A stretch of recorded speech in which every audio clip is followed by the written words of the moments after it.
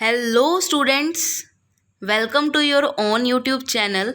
तो हम किसके बारे में डिस्कस कर रहे थे स्टूडेंट्स? हमने प्रीवियस वीडियो में डिस्कस किया था सील्स एंड सीलिंग्स के बारे में, जिसमें हमने एक स्क्रिप्ट के बारे में पढ़ा था, जिसमें हमें पता चला कि जिस स्क्रिप्ट के बारे में हमने रीड किया वो स्क्रिप्ट क्या थी, वो अनडेसिफर्ड थी। अनडेसिफर्ड का मतलब क्या था कि वो प्रॉपरली एक्सप्लेन नहीं थी, जिसकी वजह से हमें वो समझ नहीं आई प्रॉपरली। ठीक है, तो आज की वीडियो में हम डिस्कस करते हैं हमारे नेक्स्ट टॉपिक्स। तो पहला जो टॉपिक है जिसके बारे में हम डिस्कस करने जा रहे हैं वो टॉपिक है स्टूडेंट वेट्स।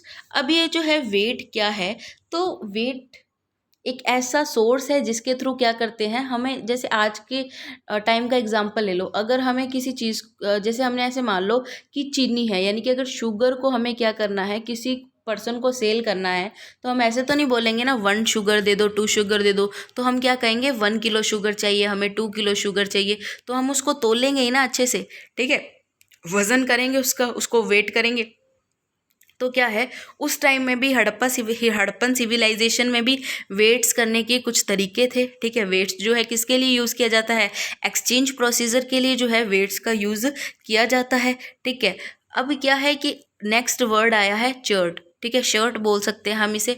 अब शर्ट क्या चीज़ है, शर्ट एक स्टोन है। ठीक है, आज के टाइम पे तो जैसे क्या है कि इलेक्ट्रिसिटी जो वेट मशीन आने लग गई है, हमें आजकल वेट रखने की, ऐसे वो क्या होता है, एक लोहे का बहुत ही ऐसे भारी होता है। ठीक है, उसके ऊपर लिखा होता है कि ये 1 किलो का है वेट, ठीक है, 2 किलो का वेट है। ठीक है, तो इस टाइप से जो है बताया जाता है। तो जो शर्ट स्टोन है ये क्या था, एक टाइप का सोर्स ही था वेट करने के लिए मटेरियल्स को। ठीक है स्टूडेंट्स, स्टोन का बना हुआ था, इसलिए इसको क्या बोला गया, शर्ट बोला गया। अगर पिक्चर कहें तो जो वेट्स हैं वो कुछ इस टाइप से जो है दिखते हैं। ठीक है, उसके ऊपर लिखा होता है ये 1 केजी का है, ये 2 केजी का है। बहुत ज़्यादा भारी होते हैं ये, इनका जैसे वेट बढ़ता रहता है तो ये भारी होते रहते हैं। अब क्या है, जो ये वेट हैं ये क्यूबिकल शेप में होते थे, तब इस शेप में जो है वेट्स होते थे। और क्या है कि इस पर कोई मार्किंग नहीं होती थी। आजकल अगर आप वेट्स देखोगे तो उस पर क्या होती है, प्रॉपर मार्किंग होती है कि 1 किलो का है, ये 2 किलो का है। लेकिन at the Harappan civilisation time में क्या था कि कोई भी मार्किंग्स जो है वेट्स पर नहीं दी गई थी। ठीक है students, and metal scale pens होते थे, यानी कि तराजू आप सभी ने देखे ही होंगे। ठीक है, तराजू जो होता था, ठीक है, तराजू में क्या होते थे, ये जो यहाँ पर जो तोलने वाले होते थे जिससे हम वेट कर सकते हैं, वो किसके बने हुए थे, मेटल्स के बने होते थे। इसलिए यहाँ पे एक वर्ड आया है मेटल पेन्स। तो आपको वेट जो है ये पॉइंट क्लियर हो गया होगा। मूव करते हैं हम हमारे नेक्स्ट टॉपिक पर, जिसका नेम है एंशिएंट अथॉरिटी। अब एंशिएंट अथॉरिटी का क्या मीन है स्टूडेंट्स, ये हम देख लेते हैं। अब एंशिएंट अथॉरिटी में आया है कि अब जो हमने पढ़ा कि हड़प्पन सिविलाइजेशन कितनी कल्चर्ड है, वहाँ का ड्रेनेज सिस्टम कितना अच्छा है, वहाँ पे ब्रिक्स वगैरह का इतना प्रॉपर यूज़ किया गया है। Small town and upper city में, स्मॉल सिटी में डिफरेंस किया गया है, सिटाडेल बना गया था। ये हमने कहाँ पढ़ा था, सोचिए सोचिए स्टूडेंट, कहाँ पढ़ा था, मोहनजोदड़ो में पढ़ा था ना, सिटाडेल। एंड जो सिटाडेल था वो अपर टाउन था, एक लोअर टाउन भी था। ठीक है, तो इस टाइप की जो टाउन प्लानिंग है, तो हमारे जो आर्कियोलॉजिस्ट हैं वो सोच रहे हैं कि इतनी ज़बरदस्त जो टाउन प्लानिंग है या फिर इतना ज़बरदस्त जो पैटर्न है, ये तो तभी फॉलो हो सकता है ना कि अगर लोगों को गवर्न करने के लिए उनका कोई रूलर हो।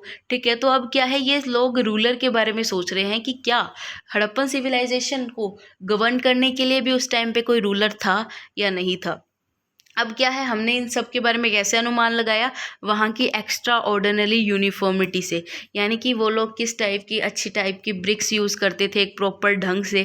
ठीक है, और उनके अलग अलग प्लेटफॉर्म्स थे जिस पे वो वर्क करते थे। फॉर एग्जांपल जो बड़े लोग होंगे, अपर कास्ट के लोग होंगे, वो क्या रहेंगे, एक हाइट पे रहेंगे। हमने पढ़ा था ना सिटाडेल की, यहाँ पर जो है क्या थे, अपर कास्ट के लोग रहते थे। ठीक है, अपर टाउन में, और इधर क्या थे, लोअर कास्ट के लोग रहते थे लोअर टाउन में। तो एक प्लेटफॉर्म जो था डिवाइडेड था अपर कास्ट के लिए और लोअर कास्ट के लिए। ठीक है, इनकी जो सेटलमेंट्स थी वो भी क्या थी, परमानेंट थी। और फोर्टिफिकेशन मतलब फोर्ट वगैरह है वो क्या था, वो सिटेडल को ही बोला गया है। तो इस टाइप से जो ये पैटर्न डिसाइडेड किया गया है, इसके पीछे ज़रूर कोई राजा, किसी रूलर का हाथ है, वरना इतनी अच्छी प्लानिंग लोग कैसे कर पा रहे हैं। ठीक है, तो इस सब के बारे में जो आर्कियोलॉजिस्ट है जिन्होंने वहाँ पर खनन किया है, एक्सक्वेशन किया है, वो लोग क्या कर रहे हैं, अपने दिमाग का यूज़ कर रहे हैं एंड सोच रहे हैं कि क्या सच में हड़प्पन सिविलाइजेशन में कोई रूलर था भी। ठीक है स्टूडेंट्स, अब क्या आया है, वहाँ प्लेसेस मिले हैं हमें, ठीक है, लार्ज बिल्डिंग्स जो है, और आपकी बुक में एक आपको पिक्चर शो हो रही होगी, ठीक है, एक किंग की पिक्चर शो हुई है। तो उस किंग की पिक्चर को हमने क्या माना है कि ये प्रिस्ट किंग है, यानी कि लोग इसको क्या है, पूजते हैं, ठीक है। तो इस टाइप से जो है आर्कियोलॉजिस्ट ने अपना जो है दिमाग एविडेंसेस के थ्रू लगाया है। अब क्या है, कुछ आर्कियोलॉजिस्ट तो ये बोलते हैं कि हड़प्पन सिविलाइजेशन में कोई भी रूलर नहीं था, हड़प्पन सिविलाइजेशन खुद ही इतनी ज़्यादा डेवलप थी कि वहाँ के लोग खुद प्लान कर सकते थे कि उन्हें कैसे और कितना डेवलप्ड रहना है, ठीक है। और कुछ लोग ये सोचते हैं कि वहाँ पे सेपरेट रूलर्स थे, यानी कि हड़प्पन सिविलाइजेशन की हमने बहुत सी साइट्स देखी है, जैसे राखीगढ़ी, ठीक है, कालीबंगा, जितनी भी साइट, चनहुंद्रो, ठीक है। तो हमने ये अलग अलग साइट्स देखी हैं। तो कई आर्कियोलॉजिस्ट का मानना ये है कि इन अलग अलग साइट्स को गवर्न करने के लिए इनका अलग अलग रूलर था, यानी कि बहुत से रूलर इनके अकॉर्डिंग इन्होंने क्या कर दिए, इकट्ठे कर दिए, ठीक है। और जो लास्ट जो हमारे पास एक आर्कियोलॉजिस्ट ने जो बताया है कि यहाँ पर क्या था, एक सिंगल रूलर था, यानी कि पूरी हड़प्पन सिविलाइजेशन को गवर्न करने के लिए उनके पास एक ही राजा था, जिसकी वजह से हड़प्पन सिविलाइजेशन इतनी ज़्यादा डेवलप्ड बन पाई। तो इस टाइप के जो है व्यू पॉइंट जो है हमें आर्कियोलॉजिस्ट ने दिए हैं। हमारा जो चैप्टर है स्टूडेंट्स आज फिनिश हो जाएगा, क्योंकि हम मूव कर गए हैं लास्ट टॉपिक पर, जिसका नेम है एंड ऑफ द सिविलाइजेशन, यानी कि जो ये हड़प्पन सिविलाइजेशन है ये कैसे ख़त्म हो गई। तो हड़प्पन सिविलाइजेशन सबसे पहला पॉइंट है, ये कैसे ख़त्म हुई, तो सम इन्वायरमेंटल प्रॉब्लम्स, तो बहुत सी इन्वायरमेंटल प्रॉब्लम्स एग्जिस्ट हो गई थी, ठीक है, बहुत सी प्रॉब्लम्स आ गई थी, किसके बीच में, 2600 BC के बीच में और 1900 BC के बीच में, यानी कि क्लाइमेट जो है एकदम से बदलने लगा था, ठीक है। इसकी वजह से भी जो है हड़प्पन सिविलाइजेशन ख़त्म हुई। एक्सेसिव फ्लड्स, ठीक है, फ्लड्स बहुत आई, जिसकी वजह से जो पानी है अपने साथ लोगों को बहा कर लेके चला गया था। लैंड ओवर यूज़, यानी कि लोग जो है लैंड का गलत यूज़, बुरी तरह लैंड को यूज़ करने लग गए थे, ठीक है, प्रॉपर ढंग से वो लोग यूज़ नहीं कर रहे थे, जिसकी वजह से क्या हो गई है, हड़प्पन सिविलाइजेशन ख़त्म हो गया, ठीक है। जो नेक्स्ट हमारे पास रीज़न आया है वो आया है डिफॉरेस्टेशन। डिफॉरेस्टेशन का क्या मतलब होता है, यानी कि cutting more and more trees, यानी कि बहुत ज़्यादा एक्सेस अमाउंट में जो है ट्रीज़ को कट किया गया, जिसकी वजह से जो हड़प्पन सिविलाइजेशन है वो क्या हो गया, ख़त्म होने की कगार पे आ गया। और जो रिवर्स है वो क्या हो गई, कोलैप्स्ड हो गई, जिसकी वजह से बाढ़ आ गई। तो ये सब है, कुछ रीजंस हैं जिसकी वजह से जो है सिविलाइजेशन ख़त्म हुई। अब कुछ आर्कियोलॉजिस्ट कुछ और भी मानते हैं कि 1800 BC के दौरान पे क्या हुआ था, अबेंडमेंट होने लग गए थे। अब अबेंडमेंट क्या है कि जो लोग हैं पुरानी साइट्स को छोड़कर न्यू साइट्स पे शिफ्ट होने लग गए थे, जैसे चनहुद्रो वगैरह, जो ये पुरानी साइट्स हैं इनको छोड़कर लोग कहाँ शिफ्ट होने लग गए थे, न्यू साइट्स, जैसे गुजरात, यूपी, हरियाणा। तो इस टाइप से न्यू साइट्स में जो है पॉपुलेशन वो राइज कर गई थी। तो इस टाइप से जो है सिविलाइजेशन धीरे धीरे ख़त्म हो गई।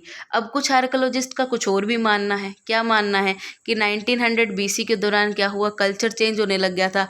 अगर लोगों ने अपनी साइट्स नहीं चेंज की, जैसे कोई लोग चंदहुद्रो में ही रह रहे हैं बट उन्होंने अपना कल्चर ही बदल लिया, ठीक है। अब हड़प्पन सिविलाइजेशन के बाद कौन सा टाइम आया, लेट हड़प्पन सिविलाइजेशन आई, जहाँ पर लोगों ने क्या कर दिया, अपना कल्चर चेंज कर दिया, लोकल वेट्स का यूज़ करने लग गए, ठीक है, अलग अलग वेट्स का। जो वेट्स हमने पहले पढ़े हैं उनके बारे में ये जो लोग हैं उन्होंने क्या कर दिया, चेंज कर दिए उन वेट्स को। और क्या है, कोई भी नो मटेरियल रिमेन्स, क्या है, हमने पहले पढ़ा कि हमें एविडेंस मिले हैं कई जगहों से कि जो मटेरियल्स है वो बच जाता था, लेकिन अब क्या है, लोगों ने कल्चर चेंज कर दिया तो उनका टेक्निक चेंज होगी कोई भी चीज़ को बनाने की, तो मटेरियल सब बचने नहीं लगा, जो बिल्डिंग्स है वो स्मॉल हो गई। तो इस टाइप के है जो चेंजेस हुए, जिसकी वजह से हड़प्पन सिविलाइजेशन अपने एंड की तरफ पहुंच गई और कोई भी स्टेट जो है नहीं बच पाई, कोई उसका रूलर नहीं था। तो इस टाइप से जो है हमने हमारा चैप्टर नंबर 1 क्लास 12th का कंप्लीट कर लिया है। आई होप आप सभी ने मेरे साथ ही अपना चैप्टर को अच्छे से समझा होगा और उसे कंप्लीट कर लिया होगा। जिन स्टूडेंट्स ने चैप्टर कंप्लीट नहीं किया तो वो आज ही सभी वीडियोस को कंटिन्यू देखें, ताकि आप भी चैप्टर अपना कंप्लीट कर लें मेरे साथ ही।